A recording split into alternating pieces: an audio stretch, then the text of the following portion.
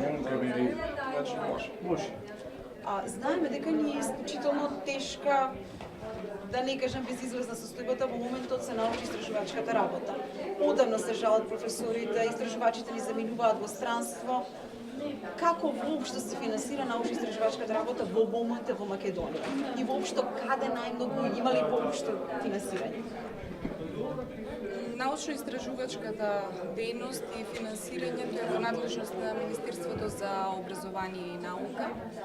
На жалост, во последните десетина години имаме дисконтинуитет во финансирање на научно-истражувачките проекти. Пред се зборувам за национални научно-истражувачки проекти и годишни програми на јавните научни институции. Најголемиот дел од средства кои што во моментот ги дава Министерството за образование и наука се однесуваат на индивидуалните поддршки. Значи тоа се стипендии, публикации со импакт фактор, учество на научни собири и така натаму. Меѓутоа, ако имаме во предвид дека податоците на Светска банка покажуваат дека процентот за научно-истражувачка дејност кој што се одвојува во Република Македонија е зголемен од 0,2 до 0,44% од бруто домашниот производ, тоа е податок за 2013 година. Ова зголемување на средства одвоени од бруто домашниот производ за наука не се рефлектира во реалност. Затоа што ако се погледне годишната програма за наука која што усвојува владата на Република Македонија за извршување на буџетот за наука, се гледа дека ставките за национални научно-истражувачки проекти, билатерални проекти, годишни програми на научните институции се пренасочени кон сосема други ставки кои што се однесуваат пред се на стипендии од втори, трет циклус на студии на првите 50 рангирани шајгански универзитети и така натаму. Се разбира и ова се активности кои што треба да ги поддржи Министерството, меѓутоа де факто академската заедница во Република Македонија е исправена пред, како да кажам, недостиг на средства за национални проекти. Целокупната академска заедница и оние кои што го бараат законите за високо образование, законите за наука и така натаму, се високи стандарди, значи објавување на научни трудови во списанија со импакт фактор, учество во меѓународни проекти, пред се тука е програмата Horizon 2020 на Европската унија и така натаму. Меѓутоа, вие не можете да дојдете до такви податоци и резултати, доколку немате национално поддржани проекти во Република Македонија. На жалост, последните конкурси во Република Македонија кои што беа распишани за научно-истражувачки проекти беа во 2010 и во 2011 година. Конкурсот во 2010 година се склучија договори, беа одбрани проектите, но не беше затворен до крај, односно исплатата на средства беше прекината. А распишаниот конкурс во 2011 воопшто не се ни одлучи кои од овие проекти ќе бидат финансирани. Од тогаш па навака воопшто не се распишуваат конкурси за национални научно-истражувачки проекти и во суштина самиот закон за научно-истражувачка дејност е неприменлив, бидејќи одредени членови и тела од законот се избришани, пред се експертските тела кои што треба да одлучуваат и да ги доделуваат овие средства на научните институции. Ви малку го начрта моето следно прашање. Сега да е тука некад владата ви кажа, па ние отворивме толку многу лаборатории. Ние ги потикнуваме да пишуваат во меѓународни списанија со импакт фактор. Меѓутоа, јас лично сум била на пример на ПМФ, тоа се стари апарати, веројатно дека некои се можеби пред 50 години. Како тоа изгледа и во пракса? Значи, морам да кажам дека тоа набавката на научната опрема е дел од инфраструктурата. Но за таа инфраструктура не е доволно само да имате опрема, битно е да инвестирате и во кадрите. Значи, многу е, Македонија има можности отворени како земја кандидат за членство за ЕУ, во учество во повеќе програми на Европската унија. Меѓутоа, сите тие програми и размени искуства на европско ниво мораат да бараат во суштина национално истражување. ако вие се мрежите во еден проект, да кажеме, кој што би се однесувал за економските вредности во државата или некои културни вредности, не можете да се мрежите во такви проекти доколку немате резултати од националното истражување. На жалост, кај нас такви конкурси јавни на кои што се доделуваат средства, на кои што ќе имаат право да учествуваат сите субјекти, без оглед дали се тоа државни универзитети, приватни универзитети, државни научни институти, приватни научни институти, дали се тоа think tank организации, не постојат. Овдека со нас се и двајца експерти од Словенија и Естонија кои што ќе покажат дека имаме огромен дисконтинуитет во суштина во нашето финансирање на научно-истражувачка дејност, а дека во овие држави, иако се мали и по обем слични на Македонија, имаат одлични резултати. Во суштина и прогрес репортот на Европската комисија кој што излезе во ноември 2016 година, токму го отсликува тоа, дека не постои најпрви национална програма за научно-истражувачка дејност како среднорочен стратешки документ кој што ќе ги утврди приоритетите каде ќе се инвестира во истражувањето.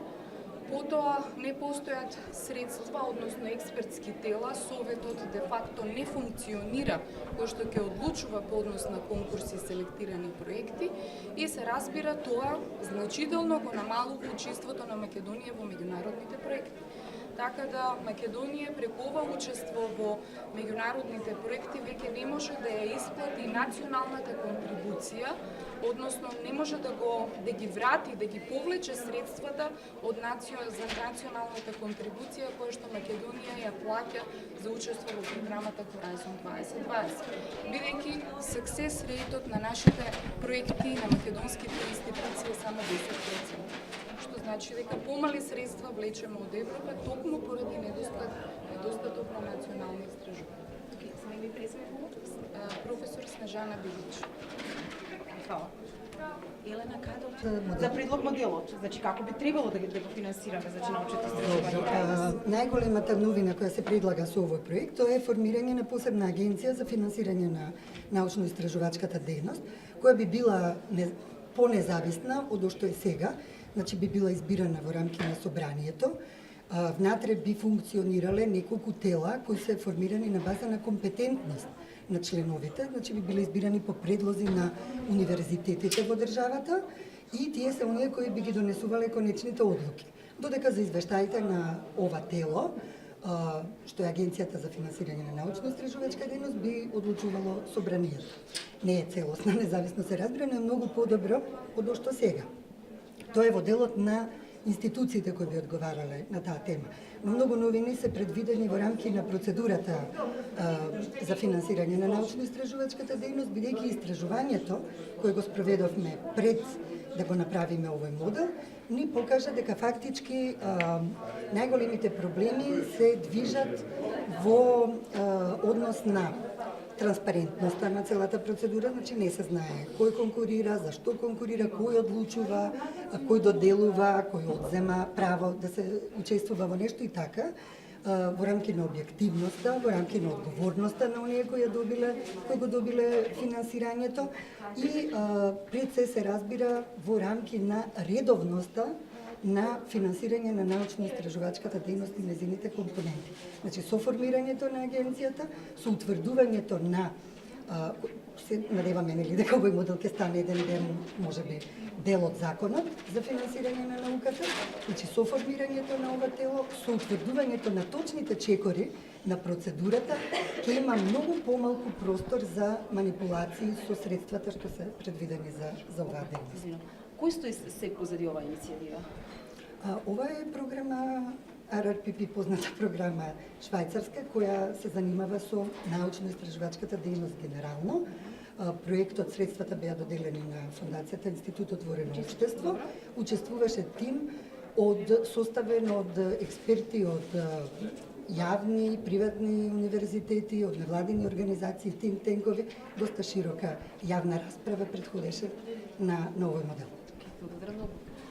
Slobodno Staša Magin. Srpski svejedno, šta je vama lakše. Dobro.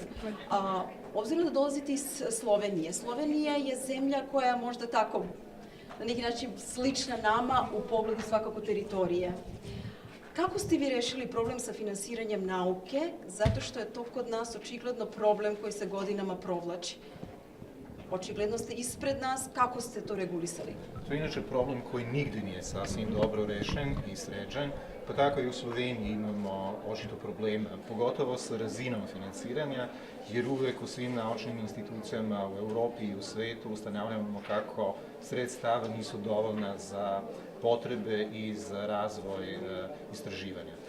A s druge strane, ono što se polako u Sloveniji formiralo jeste jedan relativno stabilan sistem finansiranja preko programa i projekata i nešto malo preko redovnog finansiranja institucija.